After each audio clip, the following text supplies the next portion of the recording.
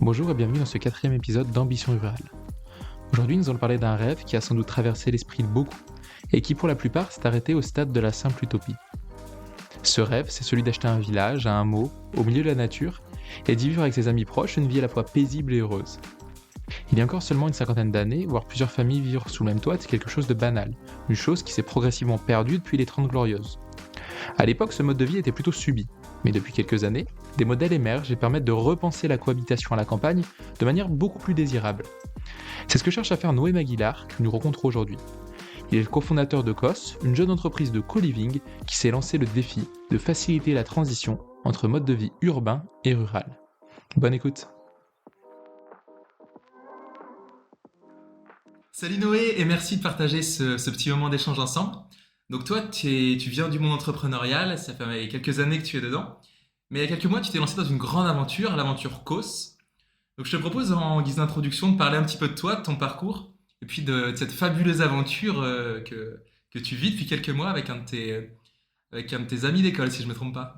Exactement. Hello Corentin, enchanté, merci pour l'invitation. Je suis ravi d'être là et de te parler de tout ça. Effectivement, du coup, moi je m'appelle Noé, j'ai 27 ans aujourd'hui.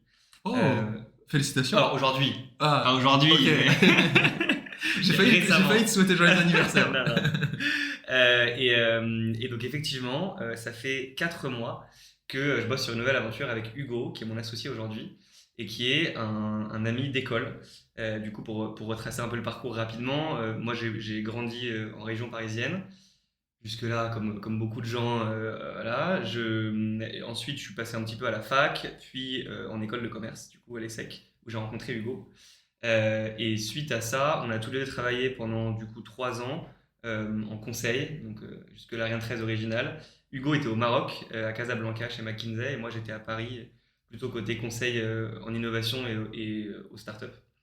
Et voilà, et en fait on s'est retrouvés fin septembre dernier avec une envie commune de monter un projet qui aille dans le bon sens et donc proche des enjeux de transition à la fois sociale, environnementale, mais aussi territoriale, et du coup on va y venir. Et du coup, comme beaucoup d'entrepreneurs aujourd'hui, enfin depuis quelques années, on est parti de la documentation du Shift Project, qui du coup déconstruit tous les pans de l'économie française, en se demandant à chaque fois sur tel ou tel sujet qu'est-ce qui doit être fait et vers quoi est-ce qu'on doit tendre à horizon 10, 20, 50 ans. Et nous, on s'est arrêté sur un chapitre qu'on trouvait hyper fort et qui faisait écho à qui on était et à ce qu'on voulait faire, qui était le chapitre sur le logement et sur l'habitat.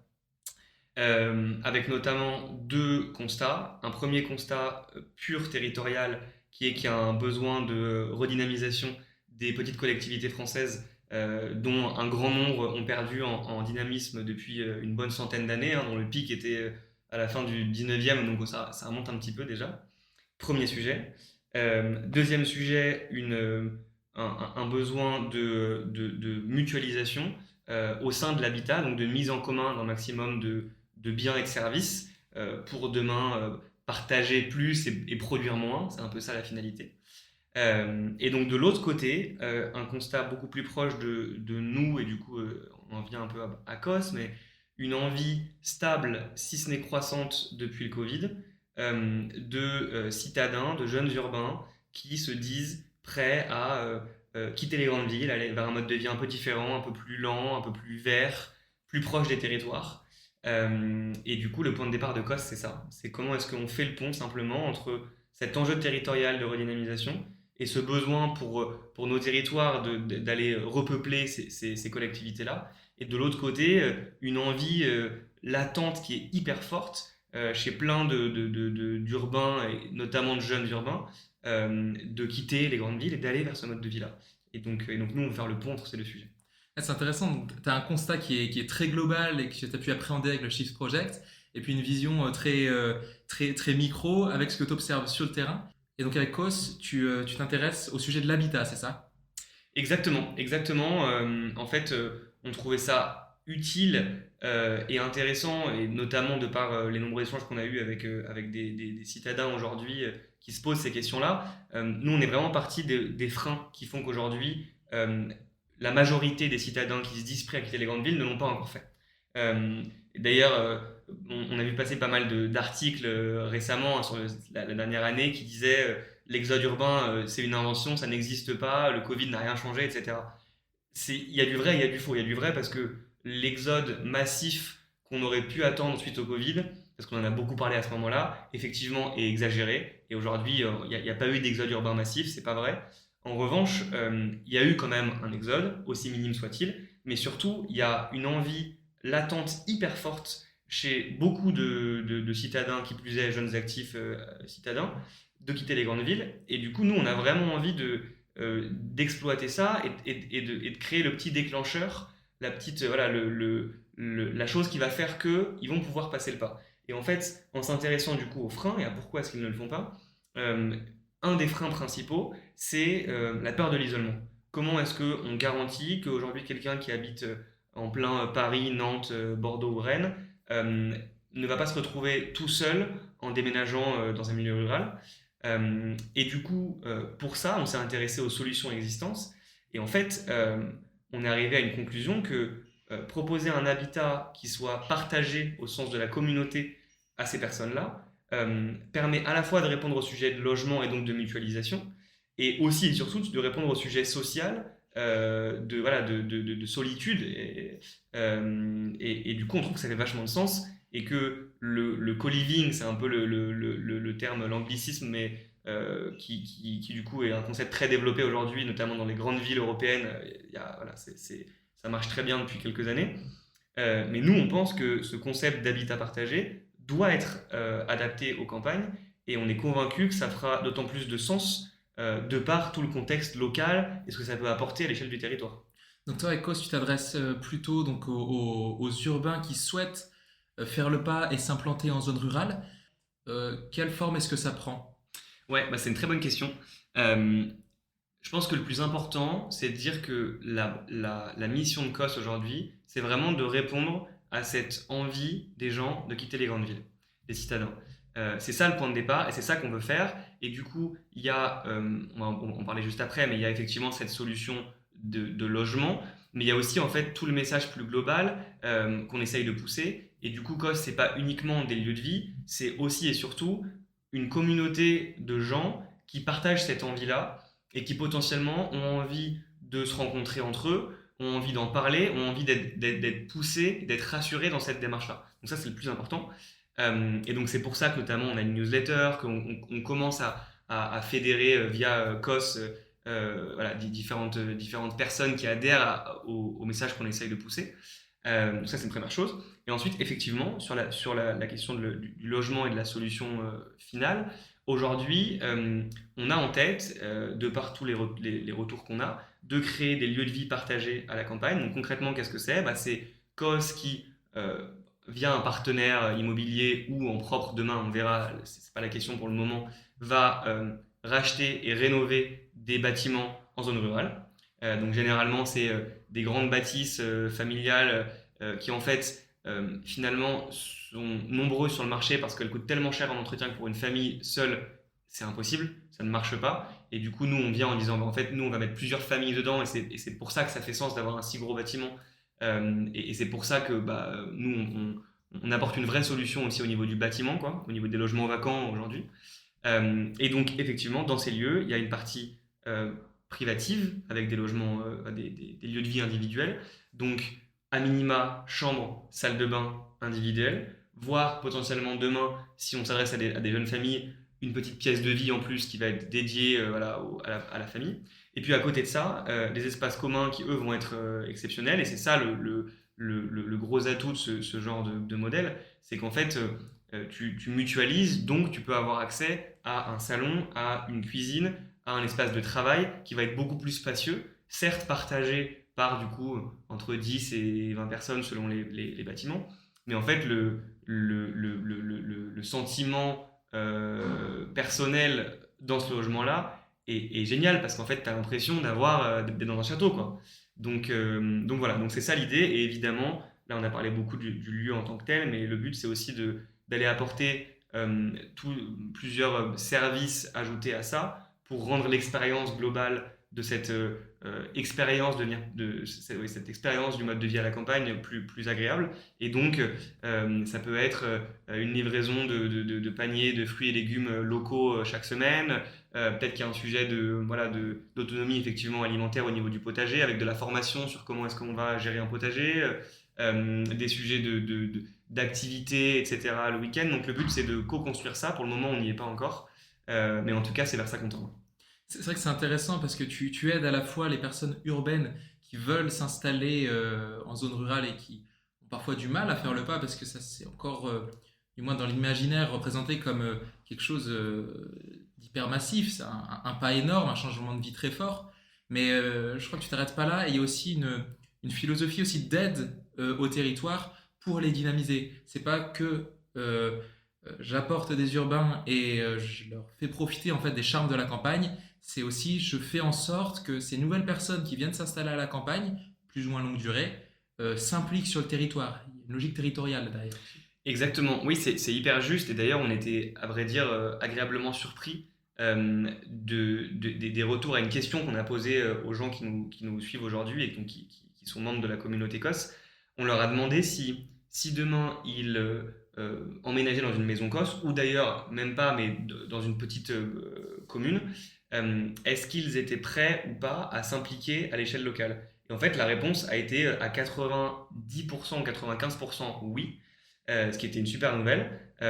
Concrètement, de quoi on parle? On parle d'un engagement à hauteur d'une demi-journée par semaine, qui peut être le week-end, qui peut être un soir dans la semaine où voilà, entre 18h et 21h, on va aller tenir une petite buvette, on va bosser pour une asso locale, on va aller aider l'agriculteur du coin sur un sujet précis. Donc c'est vraiment cette idée de s'intégrer et de s'impliquer à l'échelle locale. Et on pense que c'est en grande partie, en tout cas une des clés d'intégration de ces gens-là dans ces communes. Parce qu'en fait, ça crée du dialogue et ça permet à la fois aux ex-citadins d'avoir une vision réelle de ce que c'est que la vie dans ces communes et dans ces régions, et à l'inverse, aux populations locales de mieux comprendre et donc mieux accepter et mieux intégrer ces nouveaux arrivants. Donc voilà. C'est vrai que cette réflexion est intéressante parce que ce qu'on constate en zone rurale, c'est que quand tu as des urbains qui viennent s'installer, c'est rarement pour y être à plein temps. Alors c'est des résidences secondaires, c'est des Airbnb. En fait, tout ça, ça contribue pas vraiment à la vie locale. Et c'est chouette aussi de vraiment travailler sur ce côté intégration. Comment est-ce que ces nouvelles personnes, qui ont des valeurs différentes, qui ont parfois des milieux sociaux différents, viennent apporter quelque chose d'autre aux zones rurales? Et comment est-ce qu'on peut construire aussi de belles expériences avec les locaux?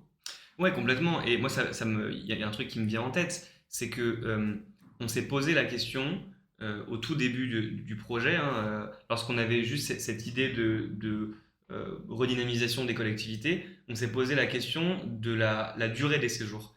Donc, en fait, qu'est-ce qu'on devait faire aujourd'hui? On a vu beaucoup d'acteurs et à qui on discute, et c'est des super boîtes qu'on adore personnellement en tant que client, mais des boîtes qui vont proposer concrètement des séjours en campagne à la semaine. Donc soit pour du télétravail, un séjour d'équipe ou alors un séjour entre amis, etc. Euh, Nous aujourd'hui on est clients de ça, donc c'est pas un jugement de valeur que j'émets. Simplement, notre conviction c'est que ces boîtes-là ne répondent pas à l'enjeu territorial. Et c'est pas leur promesse, donc c'est pas, voilà, elles s'en cachent pas, hein. Mais nous on est convaincus, et pour le coup les discussions avec les élus qu'on a aujourd'hui vont dans notre sens, hein. On est convaincus et les élus nous disent que pour que ça ait vraiment du sens à l'échelle locale et que on apporte quelque chose de concret, en fait, c'est pas en faisant venir les gens pendant 10 jours ou 15 jours que ça va aider. En revanche, s'ils viennent sur 3, 6, 9, 12, 18 mois, alors là, on commence à avoir quelque chose d'intéressant parce qu'il y a vraiment quelque chose qui se crée, parce que c'est sur du temps long, etc. Et donc, nous, c'est un vrai sujet, et c'est pour ça que oui, COS demain, on espère, et du coup, ça va dépendre un petit peu des retours qu'on a dans les semaines à venir, mais on espère que la durée de séjour sera la plus élevée possible. Et d'ailleurs, ça repose en partie sur nous, hein. Tout l'enjeu est de réussir à créer l'expérience qui soit la plus intéressante des deux côtés, quoi, côté territoire et côté habitant. En fait, tout à l'heure, tu me disais que vous aviez une première expérimentation qui était prévue et que vous avez finalement décidé d'annuler parce que justement, ça ne correspond pas à la philosophie que vous voulez donner à ce projet-là. Ouais, c'est très juste. Effectivement, c'était une décision pas évidente à prendre et elle est très récente. On a finalisé ça ce matin même. Mais effectivement, donc on avait une première maison à ouvrir début mars en Indre-et-Loire. Donc une première maison, un vieux corps de ferme rénové, magnifique avec 7 chambres à l'intérieur, dans lequel on voulait du coup accueillir 10 personnes pendant un mois, entre début mars et début avril. On a du coup partagé ça il y a une quinzaine de jours à notre communauté. Et en fait, on a constaté au bout d'une dizaine de jours qu'on s'était trompé. On s'est trompé parce qu'on pensait on allait réussir à attirer pour ce test-là des gens qui adhèrent justement aux valeurs réelles de COS et au message qu'on veut porter, qui est finalement quittons les grandes villes, ou en tout cas en partie, et redynamisons des collectivités.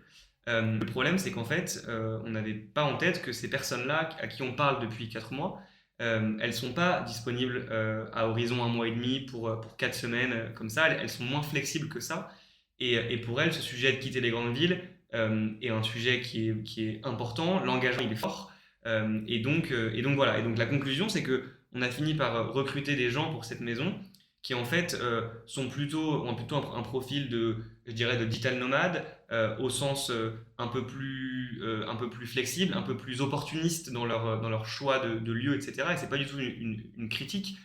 C'est simplement que du coup, on s'est rendu compte qu'il y avait une incohérence entre le message qu'on voulait porter, notamment le message autour des territoires et de la transition, qui est aussi un vrai enjeu pour COS. On a envie de s'inscrire dans une démarche de transition et de pousser ces valeurs-là.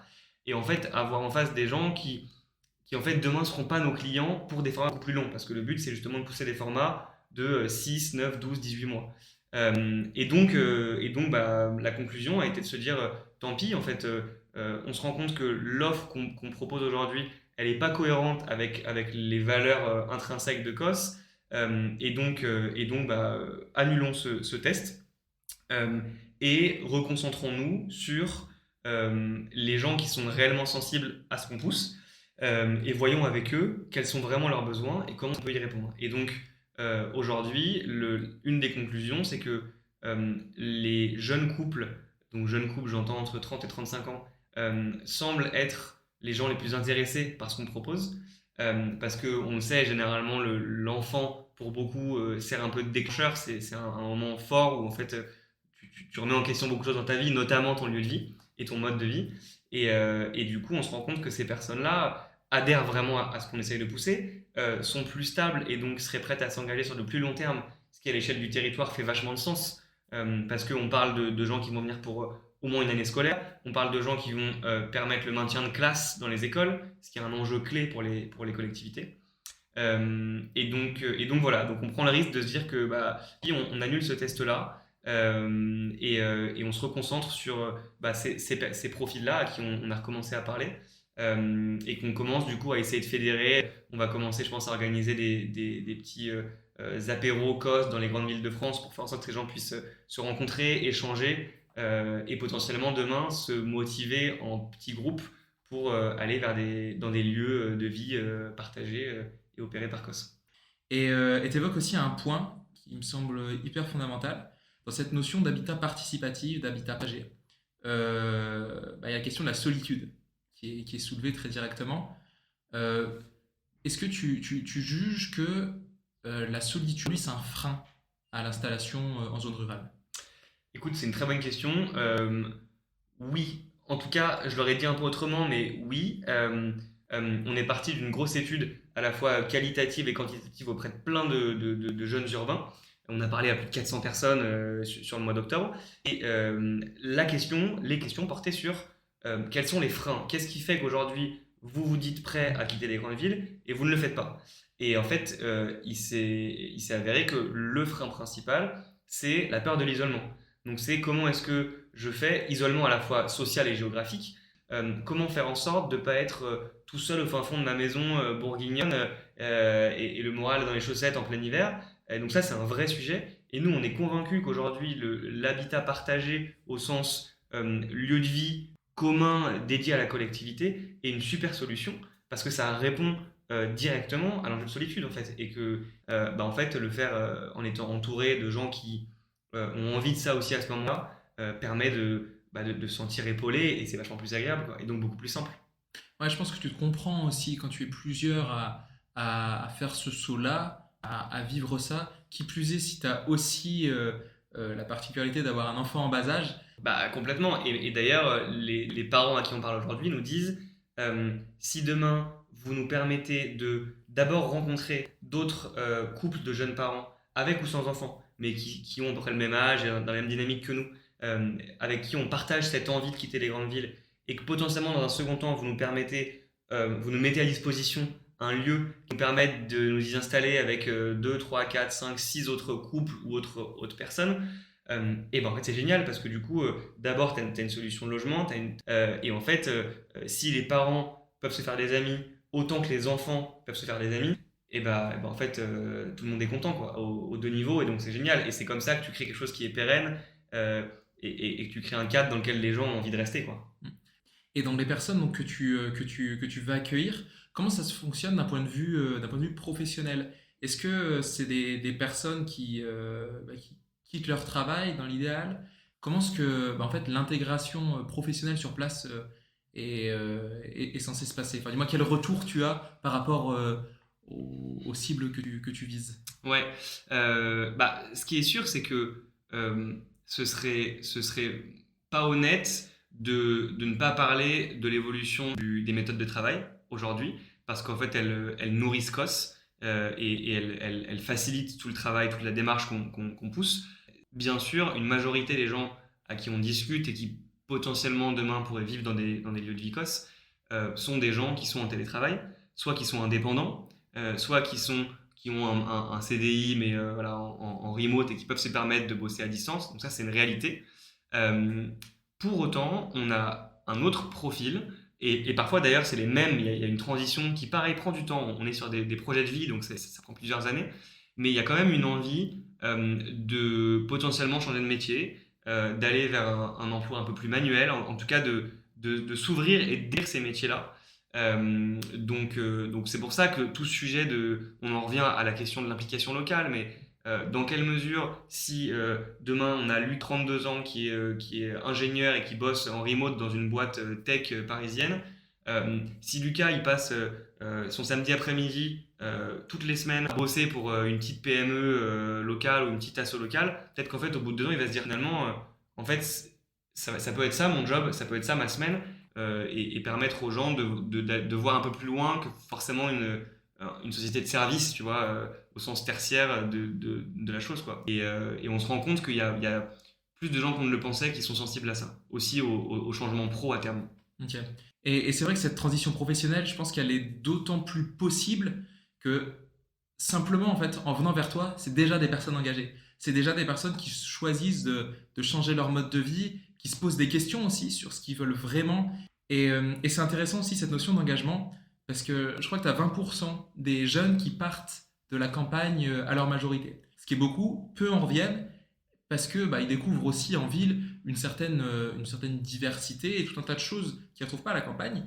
Et c'est vrai qu'en remettant de la vie comme ça, c'est aussi une possibilité, je pense, de faire revenir cette jeunesse-là, qui est hyper importante pour le dynamisme des zones rurales, pour les équilibres territoriaux.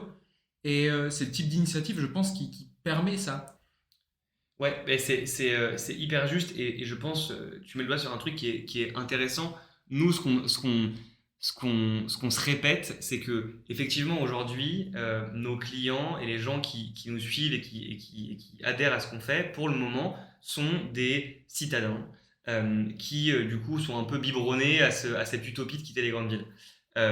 Or, je pense qu'on aura réussi notre pari avec COS si demain, et demain ça peut être dans 2, 3, 5, 10 ans, on arrive aussi, comme tu dis, à réattirer dans ces campagnes des gens qui viennent de ces campagnes et qui étaient partis. Il y a évidemment des choses super en ville, il y a évidemment des choses super à la campagne. La question c'est comment est-ce qu'on arrive à mettre un petit peu de ville dans les campagnes, ou en tout cas de prendre ce qu'il y a de mieux en ville et de le réintégrer correctement en local dans les campagnes, et à l'inverse, comment est-ce qu'on arrive à prendre des choses de la nature et de l'intégrer en ville. Et ça, c'est hyper important. Et du coup, nous, aujourd'hui, on a envie de s'attaquer au sujet de l'exode urbain, donc comment est-ce qu'on permet à ces gens qui aujourd'hui habitent en ville de les quitter, mais j'espère et je pense qu'il faut aussi des gens qui aident les personnes qui habitent dans le rural à ville. Et en fait, le modèle sera sain si ça marche dans les deux sens et si finalement on crée des petits sas, des périodes, des solutions de transition qui permettent de passer simplement de l'un à l'autre dans un sens comme dans l'autre. C'est vrai que finalement, il y a une réflexion aussi autour du tourisme, au sens où, bah, à l'échelle globale, on peut plus se permettre d'aller passer une semaine à Bali ou à l'autre bout du monde. Et en fait, il faut sortir de cette notion de tourisme consumériste, où tu consommes ton endroit, tu prends ta photo et tu pars. Et c'est vrai qu'à Kos, sur le gradient en fait tourisme habitat, bah, tu es plus vers l'habitat, mais c'est aussi une manière de découvrir pleinement un territoire, en découvrant la culture, en t'impliquant dedans.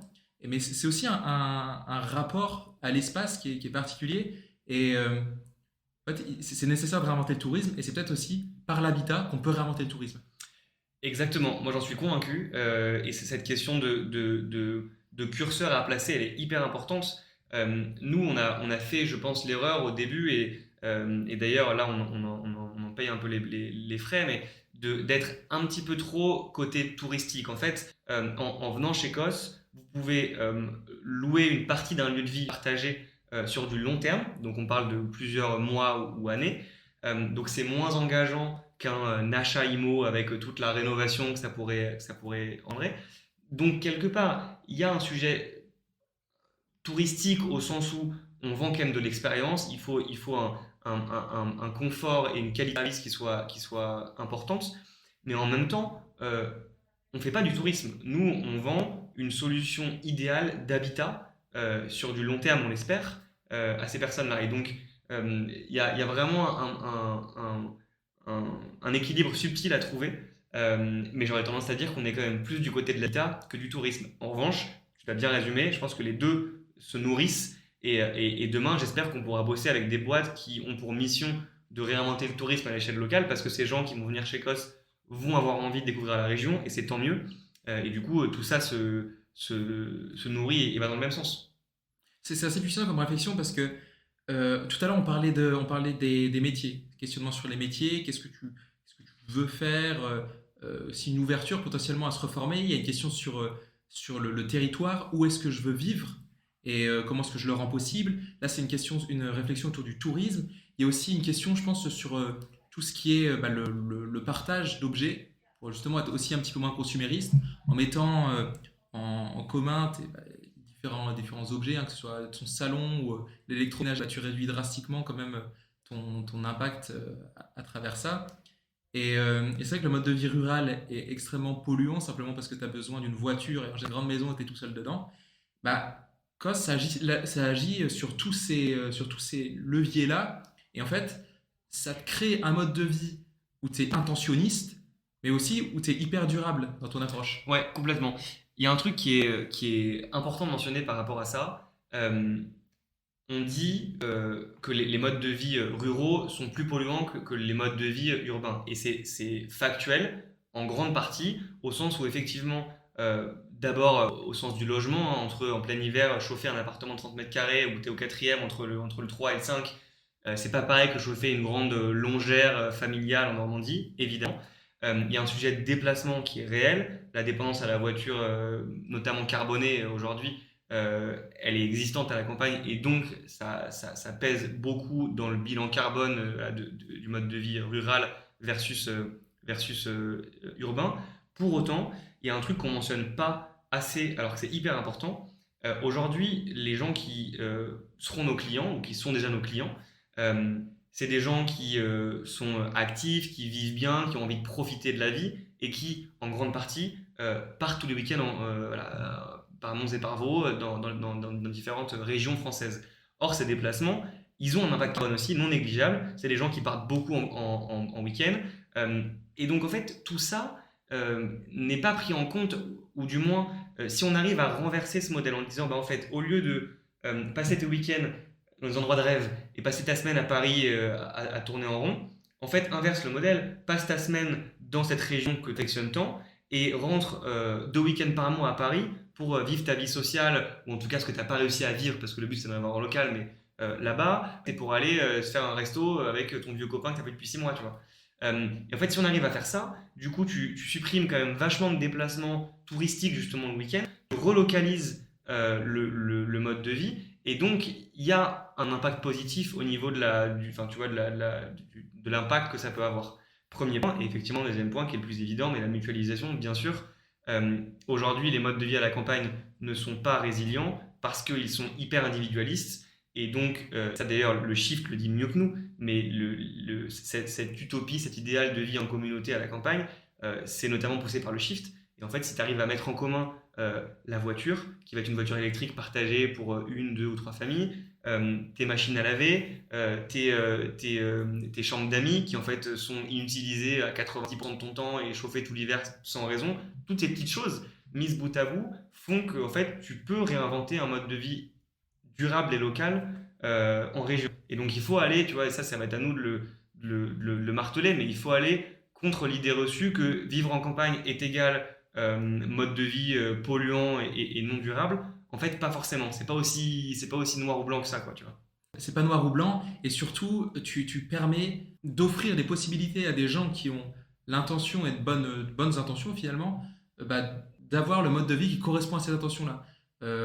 Parce que c'est pas forcément simple aujourd'hui de vivre en colocation ou en co-living à la campagne, parce qu'il y a peu d'entreprises et d'alternatives à ça. Toi, tu offres ça, et surtout, ce qu'il y a d'hyper important, c'est que c'est enthousiasmant, c'est profondément enthousiasmant, et on a des grands changements de vie dans nos vies individuelles à effectuer. Ça fait peur, ça peut faire peur, mais quand on l'appréhende sous cette forme-là, ça donne envie de le faire, et ça donne envie de changer sa vie pour à la fois avoir quelque chose de plus joyeux et de plus vertueux, et ça, je trouve que c'est la plus belle ambition qu'on puisse porter. 100% aligné avec ça, et réussir à rendre désirable ce qui est durable, c'est une des missions, tu vois, de fond de ce qu'on essaye de faire, évidemment. Je pense qu'on sait cette pression et cette crainte environnementale, parce qu'elle est réelle, il y a quand même un vrai problème à gérer aujourd'hui, crée chez les gens une frustration parce qu'on a l'impression qu'on va devoir sacrifier une partie de notre confort de vie au prétexte de sauver la planète, je dis le trait. Or, ce qu'on a envie de dire, c'est aussi, en fait, non, on peut aller dans le bon sens, on peut réfléchir, enfin, créer des modèles qui soient vertueux et bons pour tous ces sujets-là auxquels il faut répondre, tout en vivant bien, en prenant du plaisir, et encore une fois, en réinventant les imaginaires de qu'est-ce que c'est qu'un mode de vie rêvé. En fait, un mode de vie rêvé, si c'est un cadre super dans un beau lieu de vie, avec des gens sympas qui ont la même dynamique que toi à ce moment-là, en fait, qu'est-ce que tu veux de plus? En tout cas, moi, je sais que personnellement, ça m'irait. Et ce qui est sûr, c'est qu'on sera nos premiers clients demain quand on aura un premier lieu COS sur le long terme, quoi. Je pense qu'il y a pas mal d'auditeurs aussi qui feront partie de ce projet-là, et du moins qui creuseront ce que tu fais.